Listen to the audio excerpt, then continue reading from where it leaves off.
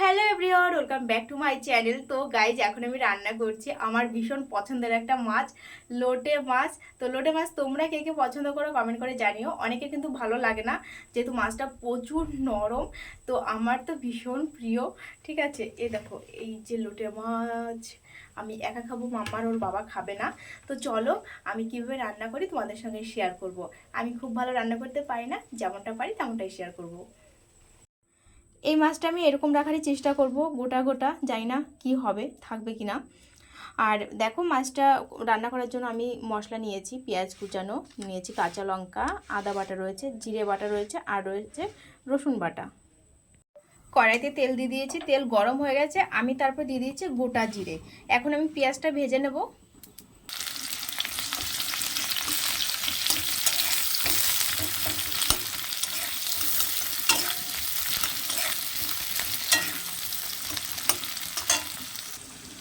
পেঁয়াজের ভিতর দিয়ে দেবো আমি সামান্য একটু চিনি, একটু কাশ্মীরি লঙ্কার গুঁড়ি, আর দিয়ে দেবো হলুদ, লবণ। এখন চলো পেঁয়াজটাকে একটু ভাজা ভাজা করে নিই।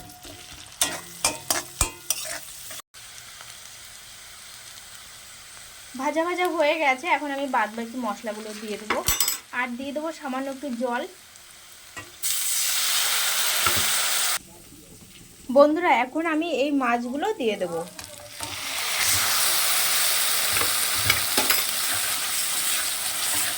বেশি নাড়াচাড়া করবো না, নাড়াচাড়া করলেই ভেঙে যাবে।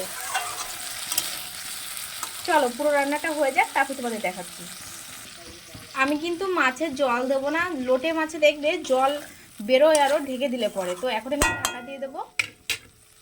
সকাল থেকে এখন আমি ভাত খাইনি, কখন আমি লোটে মাছটা রান্না করব তারপরে ভাত খাবো।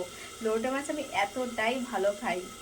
দেখো, মানে গোটা রাখতে চাইলে কি হবে, গোটা আর থাকছে না, ভেঙেই যাচ্ছে।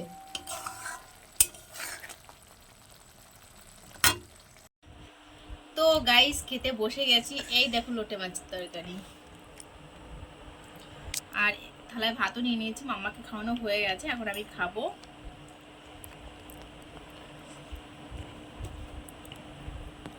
মামা খাবে একটু? না, খেয়ে বলবা কিরকম। খেয়ে বলবো? হ্যাঁ। আমাকে তো ভালো লাগে। কিরকম?